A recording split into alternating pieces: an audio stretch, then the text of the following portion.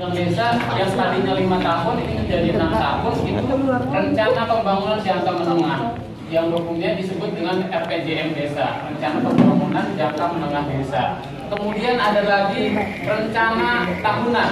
Nah, rencana tahunan ini yang disebut dengan RKP Desa, rencana kerja pemerintah desa. Dan ini memang ini merupakan penjabaran dari RPJM Desa dan sifatnya lebih mengerucutkan begitu, penajaman dari RPJM Desa, kemudian mengerucutkan usulan-usulan yang muncul di Musrenbang Desa yang tadinya misalnya dalam 1 tahun Musrenbang kemarin itu di Januari ada usulan untuk pembangunan misalnya 15. Nah, kita kalkulasi dengan keuangan yang ada di desa, diperhitungkan tahun depan berapa dana desanya, kemudian ADD-nya berapa, kemudian BHPRD-nya berapa.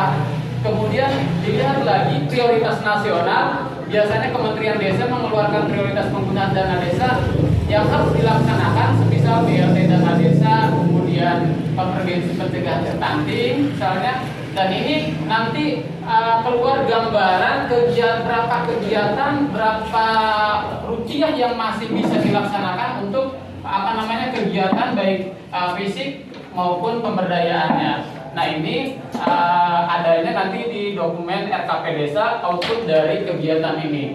Adapun pelaksanaan terkait dengan pelaksanaan RKP Desa, tentu kami dari TPP Kemen Desa sangat mengapresiasi dengan adanya Musdes RKP ini, karena ini menginjak tahun kedua ya diadakan Musdes RKP. Kalau tahun-tahun sebelumnya punten itu bukan hanya saja di Kecamatan Manderongi, di Kecamatan Manderongi sama itu dari RPJM-nya ada, kemudian dokumen RKP-nya tidak ada, langsung ke penetapan APBDes. Nah, ini secara peraturan perundang-undangan ada di Kemendagri 114 tentang pedoman pembangunan desa, ini mesti dilaksanakan begitu.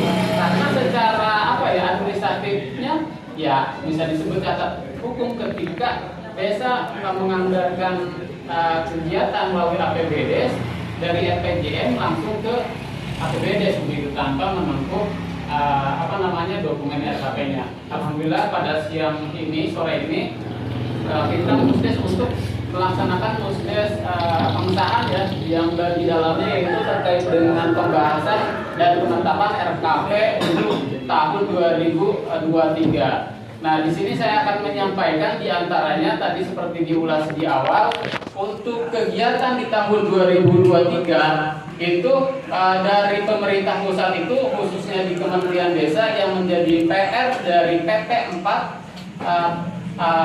dari Perpres ya, Instruksi Presiden nomor 4 itu ada 3 kegiatan agendanya. Yang pertama, Kementerian Desa wajib mengelola data SDGs desa. Nah, data SDGs desa ini tidak hanya data kemiskinan, tidak hanya profil desa, tapi semua data yang menyangkut dengan potensi desa, potensi wilayah, kemudian potensi masyarakatnya, kemudian profil desanya ada di sana.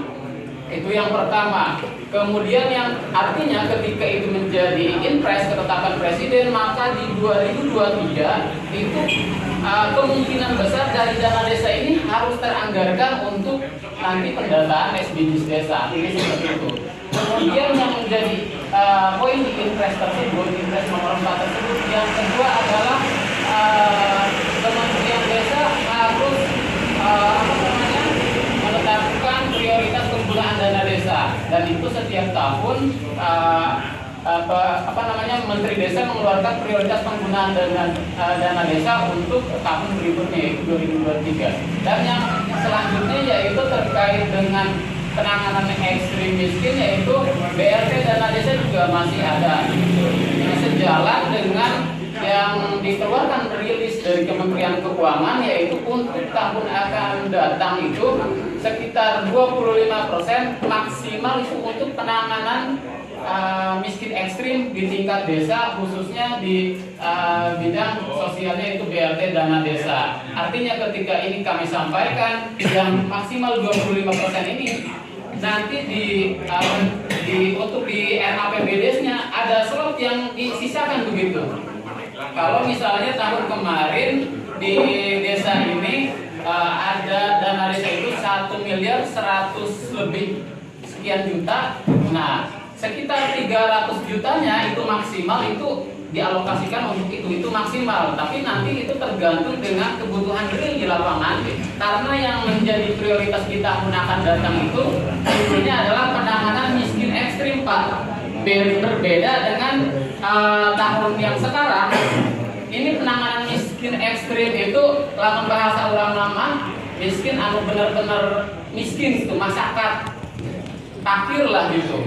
Jadi jangan sampai punten kami dari TPP menghimbau kepada para RT maupun RW ketika nanti akan diadakan musdesus ya di tahun akan datang di Januari, itu jangan sampai mengusulkan yang orang yang memang kurang mampu tapi mereka masih bisa hidup lah gitu. Nah, yang perlu diusulkan itu perlu sangat dibantu dari BLT dana desa itu mereka yang tidak tersentuh bantuan pusat tapi memang kondisinya sangat miskin ekstrim begitu. Fakir lah gitu, dalam bahasa kita nama fakir gitu, ayah miskin, ayah fakir. Nah, itu di kategorinya ya kategori fakir. Kemudian informasi tadi juga sempat disampaikan. Nah, ini tolong disediakan 3% untuk operasional pemerintah desa. Nah, seperti yang disampaikan sebelumnya oleh Wakil Menteri Desa, ini memang sebelumnya juga menjadi usulan para kepala desa waktu itu abdesi ya ke Presiden.